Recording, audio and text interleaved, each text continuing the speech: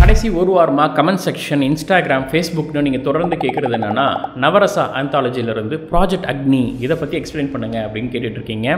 So அதை பற்றி நம்ம ரிவ்யூலாம் பண்ண போகிறது இல்லை. இது வந்து ஒரு சயின்ஸ் ஃபிக்ஷன். இதில் எது சயின்ஸ், இதெல்லாம் ஃபிக்ஷன் அப்படிங்கிற ஒரு கிளாரிட்டியை நம்ம கொடுக்க முயற்சி பண்ணலாம். அதை தாண்டி என்னோட ஒப்பீனியன் இந்த படத்தை பற்றி என்ன அப்படிங்கிறத நாங்கள் அங்கே சொல்கிறேன். இந்த படத்தை டைரக்ட் பண்ண கார்த்திக் நரேன் வந்து ஒரு கிறிஸ்டோஃபர் நோலன் ஃபேன். அந்த படத்தில் வர கேரக்டருமே நோலன் ஃபேன், நானுமே நோலன் ஃபேன். ஃபைனலாக நோலன் இந்த படத்தை பார்த்தா என்ன சொல்லியிருப்பார் அப்படிங்கிறதையும் சொல்கிறேன். வணக்கம், நான் உங்கள் மிஸ்டர் ஜிகே.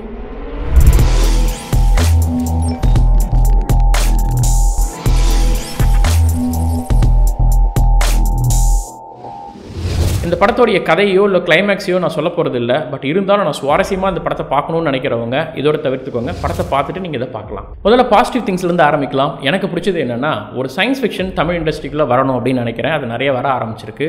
அதில் கார்த்திக் நரேனோட இந்த முயற்சி வந்து கண்டிப்பாக பாராட்டத்தக்கது. ஆனால் இந்த சயின்ஸ் ஃபிக்ஷனுங்கிறது ரொம்ப கேர்ஃபுல்லாக கையாளக்கூடிய ஒரு விஷயம். இப்போ நேற்று இன்று நாளை மாதிரி வந்து தொட்டாங்க, டைம் ட்ராவல், ஓரளவுக்கு நல்லா படம் போச்சு. அதே டிக்டிக்கில் வரும்போது திடீர்னு ஆக்சிடென்டலாக ஒரு இடத்துல போய் இறங்கினா அது மூன் நிலவாக இருக்கும். இங்கே நம்ம வந்து இஸ்ரோவில் ஒரு ரோவர் போய் இறக்கிறதுக்கே அவ்வளோ கஷ்டப்படுறோம். ஸோ அப்போ எப்படி அதை கையாளணுங்கிறது மிக முக்கியமாக இருக்குது. அந்த மாதிரி கார்த்திக் நரேன் இதில் எப்படி கையாண்டிருக்கார் அப்படிங்கிறத பார்க்கலாம். இப்போ தான் கொஞ்ச நாளைக்கு முன்னாடி நம்ம மூன் லேண்டிங் அப்படிங்கிற விஷயத்தை பேசியிருந்தோம். இந்த படத்துலேயும் மூன் லேண்டிங்கை வந்து ஃபேக் அப்படிங்கிற கான்ஸ்பிரசி மாதிரி சொல்ல வந்து கடைசியாக அது வந்து ஒரு ஃபேன் ஃபிக்ஷன் அப்படின்னு சொன்னாங்க. அதுக்கு ரொம்ப நன்றி. அதெல்லாம் தாண்டி ஒரு படத்துக்கே உரியதான ஒரு டைரக்ஷன், சினிமோட்டோகிராஃபி, ஆக்டிங், இது எல்லாமே ரொம்ப நல்லா இருந்தது. வழக்கமாக சயின்டிஸ்ட் அப்படின்னாலே நாசாவுக்கு போயிடுவாங்க. அதை தாண்டி இஸ்ரோவில் இருக்கிற சயின்டிஸ்ட்டுன்னு காட்சிப்படுத்தினது ஒரு பாசிட்டிவாக பார்க்குறேன். இந்த படத்தில் நிறைய விஷயங்கள் பேசப்பட்டிருக்கு. ஒவ்வொரு விஷயத்தையும் நான் பார்க்கும்போது எனக்கு என்ன தோணுச்சு அப்படிங்கிறத சொல்கிறேன். அரவிந்த் சாமி வந்து ஒரு சயின்டிஸ்ட்டாக இருக்கார். சயின்டிஸ்ட்டாக வந்து ஏதோ சயின்ஸ் பேச போகிறார் அப்படின்னு பார்த்தா ஆஸ்ட்ராலஜிலேருந்து ஆரம்பிப்பார். இந்த கிரகங்கள் வந்து நம்ம மனிதனை அந்த மாதிரி தாக்கம் எப்படி இருக்குது மனிதர்கள் மேலே அப்படின்னு சொல்லுவார். மற்ற கிரகங்களுடைய தாக்கம் நம்ம பூமி மேலே இருக்குமான்னு கேட்டிங்கன்னா ரொம்ப ரொம்ப சிறிய அளவில் கிராவிட்டிங்கிற விஷயத்தில் மேபி இருக்கலாமே தவிர பெரிய அளவில் மற்ற எந்த ஒரு தாக்கமும் இருக்காது. அப்படியே அந்த கிராவிட்டி மாதிரி சின்ன சின்ன விஷயங்கள் வச்சுக்கிட்டா கூட காமனாக நம்ம பூமிக்கு ஒரு ஜூபிட்டர், ஒரு வியாழன், சனி மாறான பெரிய பெரிய கிரகங்களுடைய பூமின்றது அதுக்கு முன்னாடி ஒரு சின்ன ஒரு பந்து. அதோடைய தாக்கம் வந்து ரொம்ப ரொம்ப சிறிய அளவில் இருக்குமே தவிர அந்த பூமியில், இந்த தெருவில், இந்த அப்பார்ட்மெண்ட்டில் 6 வீட்டில் இருக்கிற 4 பேரில் இவருக்கு ஒரு மாதிரி தாக்கமும் பக்கத்தில் இருக்கிறவருக்கு வேற ஒரு தாக்கமும் கொடுக்காது. உதாரணத்துக்கு இந்த சூரியனை வச்சு சொல்லணும்னா, சூரியனோட ஒளி டைரெக்டாக இப்போ சென்னை மேலே படுதுன்னு வச்சுக்கோங்க. சென்னையில் வந்து ஒரு டெம்பரேச்சர் இருக்குது, இதோட டிகிரி செல்சியஸ். அது ஊருக்கு ஊர் சென்னையில் சின்ன சின்ன ஏரியாக்கு ஏறி மாறுபடும் சின்ன அளவில். ஏன்னா அங்கே இருக்கிற நிலம், அங்கே இருக்கிற ஈரப்பதம், அங்கே இருக்கிற ஆறு, குட்டைகள் இதெல்லாம் வச்சு மாறுபடும். அவ்வளோதான், பெரிய அளவில் டிஃப்ரென்ஸ் இருக்காது. அப்படி இருக்கும்பொழுது ஒரு அப்பார்ட்மெண்ட்டில் 6 வீடு இருக்குது. அதில் ஒவ்வொரு வீட்டில் 4 பேர் இருக்காங்கன்னா அதில் ஒருத்தருக்கு வந்து 20 டிகிரி, இன்னொருத்தருக்கு 40 டிகிரிலாம் பெருசாக மாறாது. எல்லாருக்கும் காமனாக தான் இருக்கும் இல்லையா? அது போல தான் ஒரு கிரகத்துடைய பாதிப்புங்கிறது ஒட்டுமொத்த பூமியோடைய பாதி பகுதிக்கு சேமாக தான் இருக்குமே தவிர அதில் இந்த தெருவில், இந்த அப்பார்ட்மெண்ட்டில் இவருக்கு வந்து ஒரு மாதிரியும் இன்னொருத்தருக்கு இன்னொரு மாதிரியும் அந்த கிரகம் மாறி மாறிலாம் செயல்படாது. இந்த பேசிஸில் இருக்கிற ஆஸ்ட்ராலஜி, அதனால தான் அது வந்து ஒரு சூடோ சயின்ஸ், அது வந்து அறிவியல் கிடையாதுன்னு நம்ம சொல்கிறோம். அப்போ இந்த அளவுக்கு ஒரு பேசிக் தெரியாத ஒரு சயின்டிஸ்ட் இருக்காரா? ஸோ அப்படிங்கிற கேள்வி அவர் மேலே இருக்க நம்பகத்தன்மையை முதல் காட்சியிலேயே ஆட்டிடுது. என்னடா ஒரு சயின்டிஸ்ட்னுட்டு ஆஸ்ட்ராலஜியில் ஆரம்பிக்கிறார் அப்படின்னு. அடுத்தது மாயன்கள். இந்த மாயன்கள் பற்றி அதிகமாக பேச ஆரம்பிச்சது எப்போன்னா, முன்னாடி நிறைய பேசியிருக்காங்க. பட் இந்த 2012 அப்படின்னு ஒரு படம் வந்துச்சு. அதில் வந்து டிசம்பர் 21, 2012 உலகமே அழிய போகுது அப்படின்னு சொல்லிட்டு நிறைய ஈவெண்ட் நடந்து அந்த உலகம் அன்றைக்கி அழிகிற மாதிரி காமிச்சிருப்பாங்க. ஸோ அதில் சொல்லப்பட்டது என்னென்னா, மாயனுடைய கேலண்டர் வந்து அதோட முடியுது, அதனால் உலகம் அழின்ற மாதிரி அந்த படத்தில் பேசின விஷயம். அதுக்கப்புறம் தான் நிறைய பேர் மாயன்கள்னு தமிழில் நிறைய பேர் வராஞ்சாங்க. மாயன்கள், ஆஸ்ட்ராலஜி, அது இது நிறைய இங்கே வந்து அதை பற்றி சூடோ சயின்ஸ் உருவாக ஆரம்பிச்சது.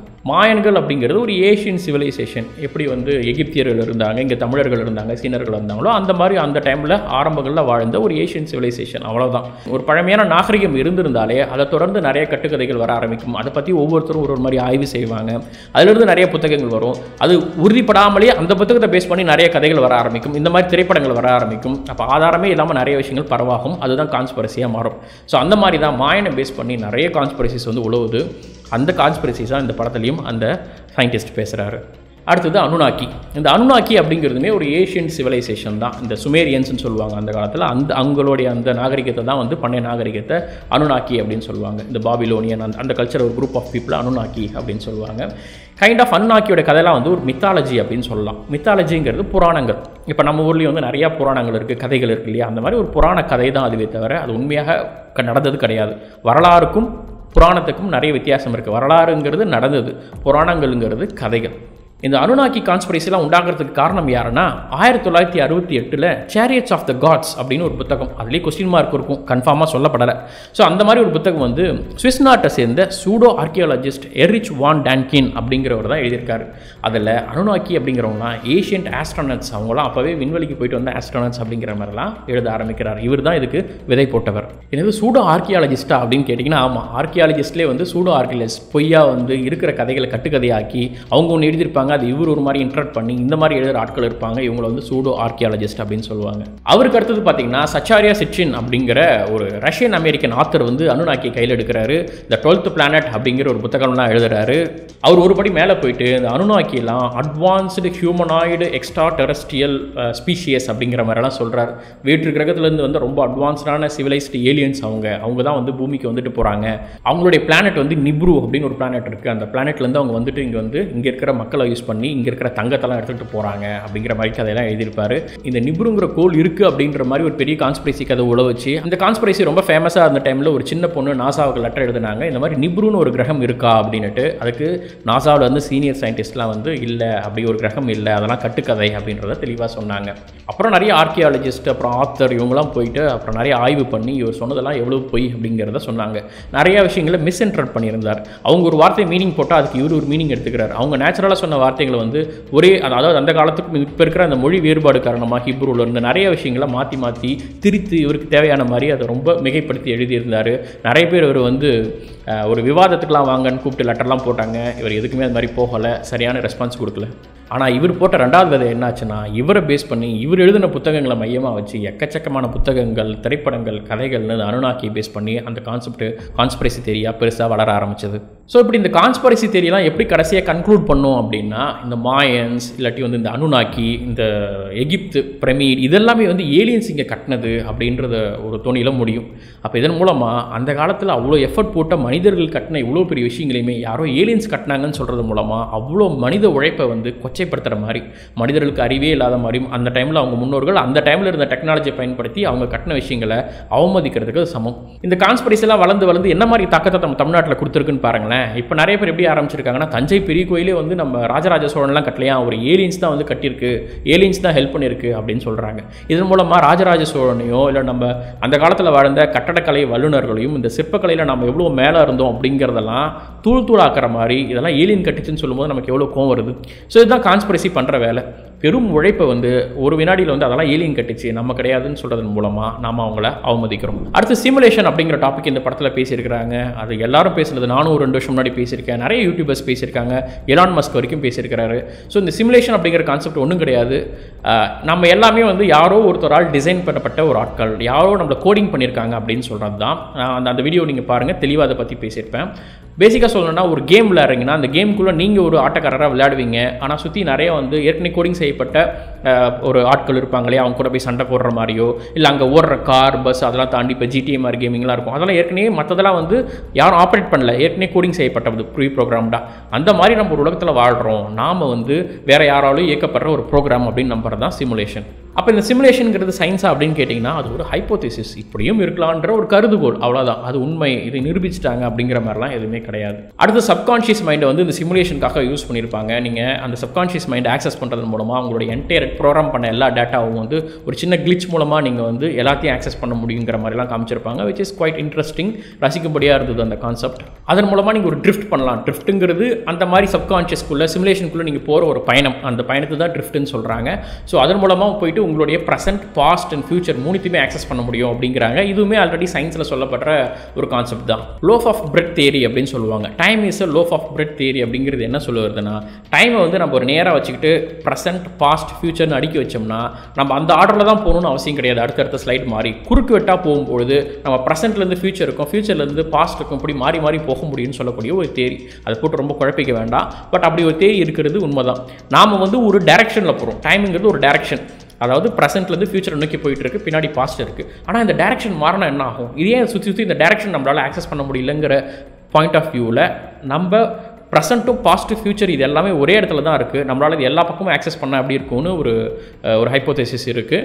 ஸோ அதை தான் வந்து இந்த படத்தில் அதை யூட்டிலைஸ் பண்ணியிருக்காங்க. அடுத்தது டைம் ட்ராவல் மாதிரி நம்ம டைம் லைனில் ஏற்படுத்துகிற ஒரு சின்ன சேஞ்ச் என்ன இம்பாக்ட் கொடுக்கும் அப்படிங்கிறது தான். அதாவது நம்ம பாஸ்ட்டுக்கு போயிட்டு இந்த கிராண்ட் ஃபாதர் பேரடாக்ஸ் அப்படின்னு சொல்லுவாங்க. கிராண்ட் ஃபாதர் தாத்தாவை நம்ம கொண்டுட்டோம்னா அடுத்து அப்பாவே பிறந்திருக்க மாட்டார், அப்பாவே பிறக்கலன்னா நான் பிறந்திருக்க மாட்டேன், நான் பிறக்கலன்னா நான் எப்படி பாஸ்ட்டில் போய் தாத்தாவை கொள்ளுங்கிற மாதிரி பேரடாக்ஸ் உண்டாகும். ஸோ அதெல்லாம் இந்த படத்தில் யூஸ் பண்ணியிருக்காங்க. அப்புறம் இந்த படத்தில் ஹிடன் டீடைல்ஸ், அப்புறம் வந்து ரெஃபரன்சஸ் இதெல்லாம் நிறையா இருந்தது. இதை பற்றி நிறைய சேனலில் சொல்லியிருப்பாங்க. பட் எனக்கு ஹைலைட்டாக பட்டது சிலதை சொல்கிறேன். அந்த ஃபோட்டோ ஃப்ரேம்ஸில் இருக்கிற 3 கேரக்டர், படத்தில் இருக்க மிக முக்கியமான 3 கேரக்டரை ரெஃபர் பண்ணது எடிசன், கொஞ்சம் கிரீடியான ஒரு ஆள், அப்புறம் டெஸ்லா இன்டெலிஜென்ட், அப்புறம் ஐன்ஸ்டீன், அந்த மாதிரி இந்த 3 கேரக்டரையும் வந்து அந்த இதில் வர கேரக்டரோட ரெஃபர் பண்ணது நல்லா இருந்தது. அப்புறம் ஒரு சீனில் வந்து போர்டில் வரைஞ்சி அவங்க ஒய்ஃபுக்கு குழந்தைக்கு எக்ஸ்பிளைன் பண்ணுவார். JFKன்னு சொல்கிற ஜான் எஃப் கெனடியோட ஒரு கான்ஸ்பிரசி கதை. அதில் ஒரு மர்மமான மனிதர் வருவார். மேன் ஃப்ரம் டார்ட் அப்படின்னு சொல்லிட்டு ஒரு கதை இருக்குது, கான்ஸ்பிரசி. ஒரு மனிதர் எங்கேருந்துன்னு வந்தார் ஏர்போர்ட்டில் அப்படின்னு சொல்லிட்டு ஒரு கான்ஸ்பிரசி கதை இருக்குது. ஸோ இதெல்லாம் வந்து போர்டில் வரைஞ்சி வீட்டில் எக்ஸ்பிளைன் பண்ணிட்டு இருப்பார். இதெல்லாம் ஒரு ரெஃபரன்ஸ் அங்கே வச்சிருப்பார். நல்ல வேலை அதை பற்றியெல்லாம் பெருசாக எக்ஸ்பிளைன் பண்ணலை. அப்புறம் வீடு முழுக்க சயின்ஸ் ஃபிக்ஷன் போஸ்டர்ஸாக ஒட்டியிருப்பார். அரைவல் படத்தோட மூவி போஸ்டர் ஒட்டியிருப்பார். இன்டர்ஸ்டெல்லர் வச்சிருப்பார். அப்புறம் 2001 ஸ்பேஸ் ஒடிசி மூவி வச்சிருப்பார். இதெல்லாம் வந்து நல்லதாக இருந்தது. ஈவன் கனவுகள் பற்றிலாம், இந்த சப்கான்ஷியஸ் பற்றிலாம் பேசியிருப்பார். சப்கான்ஷியஸ் பற்றி பேசினதில் சிக்மண்ட் ஃப்ராய்டு மிக முக்கியமான ஆள். ஸோ அவருடைய புக்ஸ்லாம் வந்து அலமாரியில் இருக்க மாதிரி காட்டியிருப்பாங்க, which is very good. Man's reach exceeds is grasp அப்படிங்கிற ஒரு டைட்டில் வந்து ஆரம்பத்தில் வரும் டெக்ஸ்ட்டு. ஸோ இது வந்து பார்த்தீங்கன்னா பிரஸ்டீஜ் படத்தில் டெஸ்லா பேசின ஒரு வசனம். ஸோ அதை வந்து ஆரம்பத்தில் வச்சுருப்பாங்க. அப்புறம் அரவிந்த் சாமியோடைய மானிட்டர்லாம் பார்த்தீங்கன்னா டெஸ்க்டாப்பில் வந்து இந்த இன்செப்ஷன் படத்தில் வர்ற அந்த டாப் அந்த பம்பரம் வச்சிருப்பாரு. அப்புறம் நிறைய தொப்பிகள் இருக்கும், அது வந்து டெஸ்லா அந்த பிரஸ்டீஜ் படத்தில் வர்ற காட்சி இதெல்லாம் வச்சிருப்பாரு. ஸோ இதெல்லாம் நோலனுடைய ரெஃபரன்ஸ் அப்படின்னு அங்கங்கே கொஞ்சம் திணிச்ச மாதிரி தான் தெரிஞ்சது. சரி, ஓகே, இந்த படத்தில் என்ன இம்ப்ரூவ் பண்ணியிருக்கலாம், இல்லை இதெல்லாம் பெட்டராக இருந்திருக்கலாம் அப்படின்னு என்னோட ஒப்பீனியன் என்ன அப்படின்னா, முதல்ல டூ மச் ஆஃப் இன்ஃபர்மேஷன், நிறைய டேட்டா, ஆஸ்ட்ராலஜி கொண்டாடுறோம், மாயன் கொண்டாடுறோம், அனுநாக்கி கொண்டாடுறோம், சிமுலேஷன், இப்படி எல்லா விஷயத்தையும் வச்சு இவ்வளோ டேட்டா வச்சு புஷ் பண்ணுறது மூலமாக என்ன சொல்ல வரோம்னா, இவ்வளோ ஸ்டஃப்பை உள்ளே வச்சு திணிக்கிறதன் மூலமாக அதில் ஏதாவது 2 ஆடியன்ஸ்க்கு தெரியாமல் இருக்கும்ல, அது மூலமாக ஓகே இருக்கலாம் அப்படிங்கிற ஐடியாவுக்கு வந்துடுவாங்கங்கிறதால டூ மச் டேட்டாவை போட்டு ப்ரெஷர் பண்ணுற மாதிரி இருக்குது. ஒரு விஷயத்தை ஜஸ்டிஃபை பண்ணுறதுக்கு இவ்வளோ டேட்டாவை திணித்தல் மாதிரி இருக்குது. அடுத்தது கான்வர்சேஷன் ஓரியன்ட் மூவியாக இருக்கிறதால ஒரு கான்வர்சேஷன், ஒரு லிட்ரேச்சர் மாதிரி வந்து கிளாஸ் எடுக்கிற சயின்ஸ் கிளாஸ் மாதிரி தான் நிறைய பேர் ஃபீல் பண்ணுறாங்க. ஸோ அது ஒரு விஷுவல் லாங்குவேஜ் யூஸ் பண்ணியிருக்கலாம், நிறைய விஷுவல் ஓரியன்ட், ஒரு சினிமாங்கிறது விஷுவல் மீடியம், நிறைய விஷுவல்ஸ் யூஸ் பண்ணியிருந்திருக்கலாம் அப்படிங்கிறது என்னோட ஒப்பீனியன். அடுத்து எமோஷன்ஸ், இதில் வந்து நிறைய சயின்ஸ் இருந்தது, பட் சயின்ஸ் படத்துக்கே ரொம்ப முக்கியமானது எமோஷன் தான். இப்போ நீங்கள் நோலன் படம் எடுத்துக்கிட்டிங்கன்னா இன்டர்ஸ்டெல்லர்ங்கிறது பெரிய சயின்ஸ் படம், பிளாக் ஹோல், வார்ம் ஹோல்லாம் நினச்சிட்டு இருப்போம். ஆனால் அப்பா பிரிஞ்சு போகிறாரு, திரும்ப பொண்ணோட சேருவாராங்கிறதான் படம். அதுக்கு சயின்ஸ் ஒரு டூலாக யூஸ் பண்ணியிருப்பார். இன்செப்ஷன்லேயும் பார்த்தீங்கன்னா அதில் வந்து ஒய்ஃபை பிரிஞ்சு வருவாங்க, குழந்தைய பிரிஞ்சு அவங்க திரும்ப சேருவாங்கிறதான் கிளைமேக்ஸில் அது உண்மையாக பொய்யாங்கிறது தான் அதில் இருக்கிற ஹைலைட்டு. அந்த மாதிரி இதில் அந்த எமோஷன் மிஸ்ஸிங், அரவிந்த் சாமியோடைய ஒய்ஃபோ இல்லை குழந்தையோ பிரிஞ்சுட்டாங்க, அவர் திரும்ப சேருவாங்களான்ற அந்த எமோஷன் மிஸ்ஸிங்காக இருந்தது. ஒரு படத்தை நம்ம கனெக்ட் பண்ணோன்னா அதுக்கு எமோஷன் ரொம்ப முக்கியம். நோலன் எப்பயுமே எமோஷனுக்கான ஒரு டூலாக தான் சயின்ஸை பயன்படுத்துவாரே தவிர சயின்ஸ் ஃபிக்ஷனில் எமோஷனை கொண்டு போய் வைக்க மாட்டார். அந்த மாதிரி இந்த படத்தில் எமோஷன்ஸ் இன்னும் கொஞ்சம் ஒர்க் அவுட் ஆயிருந்தா நமக்கு இன்னும் கனெக்டிவாக இருக்கும் அப்படின்னு தோணுச்சு. அடுத்தது ஆர்ட் ஒர்க் இன்னும் கொஞ்சம் இம்ப்ரூவ் பண்ணியிருந்திருக்கலாம் அப்படின்னு தோணுச்சு. அந்த செட்டெலாம் வந்து எப்படி சொல்கிறது, இன்னும் ஒரு 20 வருஷம் 30 வருஷத்துக்கு முன்னாடி சயின்ஸ் ஃபிக்ஷனில் அப்படி காட்டப்பட்டது. ஆனால் இன்றைக்கி கொஞ்சம் ரியலிஸ்டிக்காக நிறையா மாறிட்டு இருக்கு. ஒரு இஸ்ரோவில் இருக்கிற சயின்டிஸ்ட் வராரு, இல்லை இஸ்ரோக்கு சேலஞ்சாக ஒரு சயின்டிஸ்ட் ஒர்க் பண்ணிட்டு இருக்காரு அப்படின்னா அந்த செட்டில் வந்து நிறைய விஷயங்கள் மூவி போஸ்டர்ஸ்லாம் காமிச்சதாக இருக்கட்டும், இல்லை உள்ள வச்சிருக்க பொருட்கள்லாம் இன்னும் கொஞ்சம் ரியலிஸ்டிக்காக இருந்திருக்கலாம்னு தோணுச்சு. ஈவன் டெஸ்க்டாப்லாம் கூட ஒரு மூவியோட போஸ்டர்ஸ் தான் வச்சிருக்காங்க திரும்ப இன்னும் கொஞ்சம். ஈவன் அந்த ஹெல்மெட் கூட அவர் போட்டுருக்கிறது பார்த்தீங்கன்னா அவ்வளோ காமெடியாக நிறைய பேர் விமர்சனம் பண்ணியிருந்தாங்க. அப்படிப்பட்ட ஒரு ட்ரிஃப்ட்டுக்குள்ளே போகிற ஒரு ஹெல்மெட் என்ன மாதிரி இருக்கணும், 2 லைட் வச்சு நம்ம பைக்குக்கு போடுற சாதாரண ஹெல்மெட் மாதிரி இருந்தது. அந்த ஆர்ட் ஒர்க்லாம் இன்னும் கொஞ்சம் பெட்டராக இருந்தால் நம்பகத்தன்மை அதிகமாக இருந்திருக்கும்னு தோணுது. அடுத்தது வில்லன். ஒரு வில்லன் கேரக்டருங்கிறது எவ்வளோ முக்கியமானதாக இருக்கும். ஒரு நோலன் ஃபேனாக இருக்காருன்னா ஒரு நோலன் படத்தில் வில்லன்ஸ்க்கு எப்படி முக்கியத்துவம் கொடுத்துருப்பாங்க, ஜோக்கர் மாதிரி. ஸோ இந்த வில்லனுக்கு வந்து இன்னும் அந்த வில்லன் என்ன பண்ணிடுவானோன்னு நமக்கு ஒரு பதப்பதிப்பு வரணும். அந்த மாதிரி ஒரு பதப்பதிப்பு வரல. அவர் அதிகபட்சமாக போய் தண்ணியை மேலே தூக்குறாரு, கீழே பண்ணுறாரு, இவ்வளோ தான் பண்ணுறாரு. ஆனால் இதுக்கே அரவிந்த் சாமி இவ்வளோ ரியாக்ட் பண்ணுறாரு, அவர் என்ன பண்ணியிருந்திருப்பார், என்ன மாதிரி அழிவை கொடுத்துருப்பாருங்கிற ஒரு சின்ன டெமோ, ஒரு நாயோ இல்லை ஒரு சின்ன ஒரு கரப்பாம்பூச்சியோ ஒரு விஷயத்தை செஞ்சு காட்டுறது மூலமாக இவ்வளோ ஆபத்தானவர், அதுக்கே இவ்வளோ தீங்கு ஏற்படுத்துறாருன்னா அந்த உலகத்துக்கு என்ன நடக்க போகுதுன்ற மாதிரியாவது ஒரு ரெப்ரசன்டேஷன் கொடுத்துருக்கலாம் அப்படின்னு தோணுச்சு. ஸோ அந்த வில்லனுடைய கேரக்டரை இன்னும் இம்ப்ரூவ் பண்ணியிருந்திருக்கலாம். அடுத்து கார்த்திக் நாராயணுக்கு சம்மந்தம் இல்லாத கூட இருக்கலாம். ஒரே ஒன்று தோணுச்சு, நவரசா அப்படின்னு இருந்தது, நவரசம்னு வச்சிருக்கலாம் தமிழில். அற்புதா அப்படின்னு இருந்தது, எல்லாம் சான்ஸ்கிரிட் மாதிரி இருந்தது. கொஞ்சம் தமிழ் படத்துக்கு தமிழாவே பேர் அற்புதம் அப்படின்னு வச்சிருந்திருக்கலாம் அப்படின்னு தோணுச்சு. சரி, இப்போ இந்த படத்தை நோலன் பார்த்துருந்தா நோலன் என்ன சொல்லியிருப்பார் அப்படின்னு நம்ம சும்மா யூகிக்கலாம். இப்போ ஒரு நோலன் ஃபேன் அப்படின்னா நம்ம நோலனை பார்த்து இன்ஸ்பயர் ஆகிறோன்னா நோலன்ட்டு நம்ம என்ன கற்றுக்கிட்டோம். இன்டர்ஸ்டெல்லரில் அந்த ஹீரோ வந்து அந்த பையனோட ஸ்கூலுக்கு போவார். ஸ்கூலுக்கு போனோடனே அங்கே இருக்க டீச்சர்ஸ்லாம் புக்ஸ் எல்லாம் மாற்றிடுவாங்க. என்னன்னும் போது நாங்கள் சிலபஸ்லாம் அப்டேட் பண்ணிட்டோம். என்ன அப்டேட் பண்ணியிருக்கீங்கன்னா அந்த மூன் லேண்டிங்லாம் ஃபேக்கு, அதனால் வந்து இதெல்லாம் நாங்கள் மாற்றிட்டோம், இப்போ வந்து அதெல்லாம் திருத்தி அமைக்கப்பட்டது அப்படின்னும் போது அந்த ஹீரோ கேரக்டர் வந்து ஒரு ஆஸ்ட்ரோனட், அவர் வந்து ஃபீல் பண்ணுவார். இது இங்கே எப்படி இன்டர்பிரேஷன் பண்ணப்பட்டது நம்ம ஆடியன்ஸால் அப்படின்னா, நோலனே வந்து மூன் லேண்டிங்கை ஃபேக்குன்னு சொல்லியிருக்காரு பார்த்தீங்களா அந்த படத்தில், அப்படிங்கிறத இங்கே இருக்க பார்வையாளர் புரிஞ்சுக்கிட்டாங்க. ஆனால் நோலன் அமெரிக்காவில் டீச்சர்ஸே வந்து இன்ஃப்ளூயன்ஸ் ஆகிற அளவுக்கு கான்ஸ்பிரசி அங்கே இருக்குங்கிறத தான் வருத்தத்தோடு பதிவு செஞ்சுருப்பார். அதுபோல் உங்களுடைய படத்தை பார்க்குறவங்க சயின்ஸ் மேலே ஒரு எந்துவாக உண்டாக்கணுமே தவிர இந்த மாதிரி கான்ஸ்பிரசி மேலே எந்து போகிற மாதிரி கான்ஸ்பிரசி கதையை வச்சு பேசுகிறது அப்படிங்கிறது நோலனால் ஏற்றுக்க முடியாததாக இருக்கும் அப்படிங்கிறது என்னுடைய ஒப்பீனியன். அது மட்டும் இல்லை, நோலன் ஃபஸ்ட் டைமாக ஒரு சயின்ஸ் ஃபிக்ஷனை பார்க்குறீங்கன்னா அந்த சயின்ஸ் ஃபிக்ஷனை வெளில எடுத்துட்டா கூட ஒரு கதை பிடிக்கும். ஒரு இன்செப்ஷனாக இருக்கட்டும், ஒரு இன்ட்ரெஸ்டலராக இருக்கட்டும், இன்ட்ரெஸ்டில் இருக்கிற சயின்ஸை எடுத்துட்டா கூட அப்பாவும் பொண்ணு சேருவாங்களாங்கிற எமோஷனை பார்ப்பாங்க. ப்ரெஸ்டீஜ் படத்தில் கூட நிறைய விஷயங்களை பார்த்தீங்கன்னா அந்த மாதிரி சயின்ஸ் டெஸ்லாலாம் வருவார். அந்த டெஸ்லா போர்ஷன்லாம் புரியலனா கூட அந்த படம் புரியும். ஸோ அந்த மாதிரி இதில் இருக்கிற சயின்ஸை வெளில எடுத்துட்டாலும் கதை புரியணும். ஸோ அது வந்து இன்னும் கொஞ்சம் பெட்டராக இருந்திருக்கலாம் அப்படின்னு தோணுச்சு. அப்புறம் முக்கியமானதாக ஒரு சயின்ஸ் ஃபிக்ஷன் கிடையாது, எந்த ஒரு திரைப்படத்துக்குமே ஒரு ரைட்டர் முக்கியம் அப்படின்னு நான் நினைக்கிறேன். ஒரு ரைட்டர் தான் ஒரு கேரக்டருக்கு ஒரு வேர்ல்டு கிரியேட் பண்ண முடியும். இப்போ நோலனே எடுத்துக்கிட்டிங்கன்னா ஒரு ரைட்டர் இல்லாமல் ஒர்க் பண்ண மாட்டார். அது மட்டும் இல்லாமல் சயின்ஸ்க்காக வந்து ஒரு சயின்ஸ் கன்சல்டன்ட், எப்படி ஸ்க்ரீன் பிளே கன்சல்டன்ட் வைக்கிறாங்களோ சயின்ஸுக்குன்னு ஒரு கன்சல்டன்ட் வச்சு கிப் ஒர்க் பண்ணார், கிப்தூன். ஸோ அவர் வந்து பார்த்தீங்கன்னா ஒரு நோபல் பிரைஸ் வாங்கின ஒரு சயின்டிஸ்ட், அவர் வச்சு இந்த விஷயங்கள்லாம் கரெக்டாக இருக்கான்னு பார்த்து ஒர்க் பண்ணுறாரு. ஸோ அப்போ ஒரு சயின்ஸ் ஃபிக்ஷன் எவ்வளோ பர்ஃபெக்டாக இருக்கணும்னு நோலன் நினைக்கிறாரு. அதையும் தாண்டி சயின்ஸ் ஃபிக்ஷனுங்கிறது டைம் ட்ராவல் இந்த மாதிரி சிமுலேஷன் இவ்வளோ ஹை போகணுன்னு அவசியம் கிடையாது. என்ன கேட்டால் 25 வருஷத்துக்கு முன்னாடி டிவியில் வந்து ஒரு சாதாரண சீரியல் தான் என்னை பொறுத்தவரைக்கும் ஒரு பெரிய சயின்ஸ் ஃபிக்ஷனாக நினைக்கிறேன். என்ன தெரியுமா? மர்மதேசம். 25 வருஷம் ஆகுது. ஆனால் அதில் வர ஒரு சைக்காலஜிக்கல் த்ரில்லர், அதில் சொல்லப்பட்டிருக்க விஷயங்கள் உளவியல் சார்ந்து அது ஒரு பெரிய சயின்ஸ் ஃபிக்ஷனாக நான் பார்க்குறேன். ஸோ ஓவராலாக இந்த படம் என்டர்டெயின் பண்ணிச்சா அப்படின்னு கேட்டிங்கன்னா அஃப்கோர்ஸ் எஸ். 30 மினிட்ஸ் போனதே தெரியல, நல்ல என்டர்டைன்மெண்ட்டாக இருந்தது, குட் ட்ரை.